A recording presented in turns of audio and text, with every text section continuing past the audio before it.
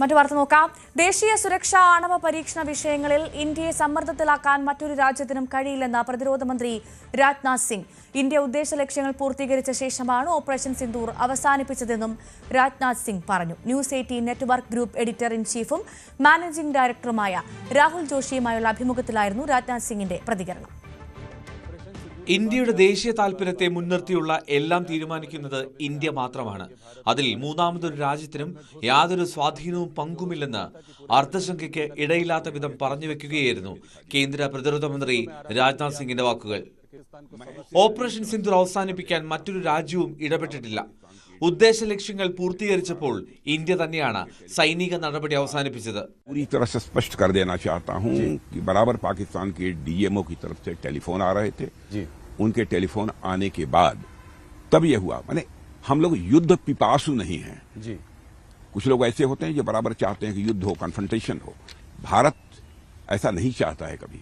यदि बार बार उनकी तरफ से आग्रह हो रहा है कि नहीं, अब इसे स्थगित किया जाना चाहिए, बंद किया जाना चाहिए, तो उसके बाद जाकर ये तय किया कि हमको जो करना था वो हमने कर लिया जी। अब उसके बाद इस युद्ध को आगे बढ़ाने का कोई औचित्य अब नहीं है। आवश्यकता पड़ेगी फिर करेंगे. അമേരിക്കയോ പാകിസ്ഥാനോ എന്തു ചെയ്യുന്നു എന്നതിന്റെ അടിസ്ഥാനത്തിലല്ല ഇന്ത്യയുടെ തീരുമാനങ്ങൾ. നമുക്ക് ചെയ്യേണ്ടത് നമുക്ക് ശരിയെന്ന് തോന്നുന്ന സമയത്ത് ചെയ്യും. അമേരിക്കയും പാകിസ്ഥാനും ആണവ പരീക്ഷണ സാധ്യതകളെക്കുറിച്ച് നടത്തിയ ചർച്ചയെക്കുറിച്ചുള്ള ചോദ്യത്തോടായിരുന്നു ഈ പ്രതികരണം. ബീഹാറിൽ 160 സീറ്റുമായി എൻഡിഎ അധികാരത്തിൽ വരുമെന്ന ആത്മവിശ്വാസവും അദ്ദേഹം പങ്കുവച്ചു. वैसे हम लोगों की जो सार्वजनिक सभाएं हो रही हैं उसमें जो पब्लिक का रिस्पांस जिस प्रकार से प्राप्त हो रहा है उसे देखते हुए मेरा स्पष्ट मत है कि सरकार तो बनेगी, लेकिन 2/3 की मेजॉरिटी भी एनडीए को हासिल हो सकती है. 160 से ज्यादा सीट 160 से ज्यादा सीटें.